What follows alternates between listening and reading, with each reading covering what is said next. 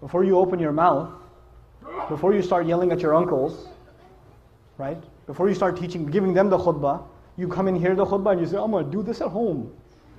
That's a good point. My dad needs to hear this one. This is going to make a great point of argument, right? A lot of excited young people do that. They discover the religion, they hold on to it, and they use it to debate with family, right? When you do that, you're basically abandoning what the messengers did. You have to have a little credibility first. When you turn to the religion, you become the best son, the best daughter, the best husband, the best wife. Speaking of the best husband, I want to tell you a story. A really good one on this subject, making people conscious of Allah. You don't just invite people to have taqwa of Allah with your words. Your character says a lot. A friend of mine, he became a friend actually on a short trip, told me about how he was raised in a Muslim family. He's Guyanese origin, and in Guyana there's Muslims that are committed, and there's Muslims that have mixed their religion with Hinduism, and some Muslims that are just Muslim by name, and they've completely almost lost everything of the religion. They almost know nothing of the religion. And he was of the latter type. He almost knew nothing about the religion. So as he was growing up in New York, he almost completely just wasn't even practically Muslim. He used to, get into fights with his mother. He went to jail a couple of times. He was in gangs, all kinds of stuff. Later on in life, he decides he wants to, he's looking for God. And he knows at least by name he's Muslim. I think his name was Muhammad or something, right? By name he's Muslim, so he should look into what religion first? Islam.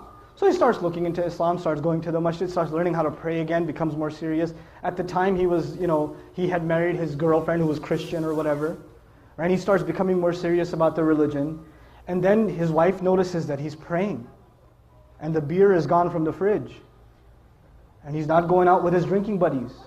And he doesn't go to Atlantic City on the weekends. He's a different guy. Something's changed, And he doesn't say anything to her. Just on his own, he didn't yell at her, didn't tell her to, put a hijab on or whatever, lose all her friends. He didn't do any of that. He went to a scholar, and I make dua for the scholar that he went to. He didn't tell me his name, but he said, I went to my scholar, and I told him, look, I'm becoming more and more aware of Islam, but my wife, of course, is a Christian, and she's not even a practicing Christian. She's just kind of what I was before. She's exactly like I was before. How do I help her? He said, don't tell her a thing about Islam, just be the best husband you can be. And to do that, just study what kind of a husband the Prophet was. Just do that.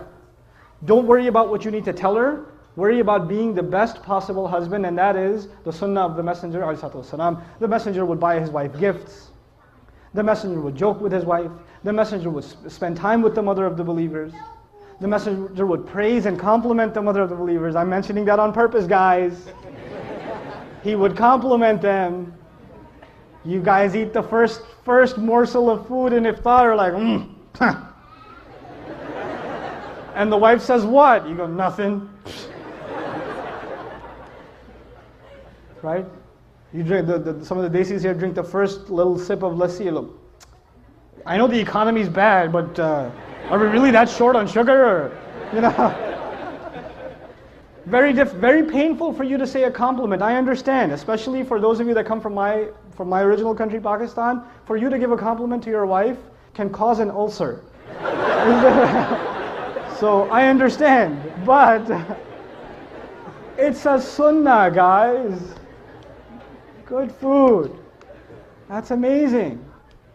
And our wives, the sisters are so used to hearing nasty things from us.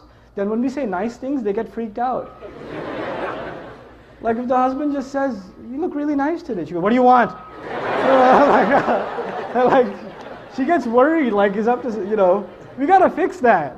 That's a problem. It can't be healthy. So he starts doing these things with his wife. And in the beginning, he used to argue with her sometimes about Islam and tell her how Christianity doesn't make sense. How can 3 be 1 and 1 be 3? All those kinds of arguments, you've heard them before, right? And none of those would work with his wife. None of them. He's like, no, I'm a Christian and that's it. Jesus is in my heart. Leave me alone. 3 years go by. He stops talking to her about Christianity and how dumb it is or whatever. Stops debating with her. He's just being what he can be as the best husband. And one day he's making maghrib and his wife joins him in salat. And he's in salat. It messes up his salat. Right? What's happening here? Right? Yeah. Yo, we can give a break in 5 minutes, sure. For 10 minutes because they have to move the car. Sure, sure. So, he gives, after Salat, he looks at her and he goes, what happened? And she goes, what? Nothing. And he goes, no, you have to tell me what happened. And of course she says what pretty much any wife would say, it's complicated. All right? But eventually she tells him, and she tells him, look, I've never seen a husband like you. My dad wasn't like that. I've never seen a father like you. The way you are with our child, I've never seen a father be like that. It's so beautiful. This religion can't be wrong. It can't be wrong. This is ittaqullah. You see how aware you are of Allah in your life. Right? It's not how many ayat you've memorized, how many ahadith you know, how much knowledge you can spit out at someone, how many quotes from scholars you can deliver. It's not about that. How are you living your life? People can see that. You're calling people to the taqwa of Allah. حَقَّ تُقَاتِهِ وَلَا تَمُوتُنَّ إِلَّا وَأَنْتُمْ مُسْلِمُونَ. And that's the next part. In 5 minutes I have to give you a break because some people have to get their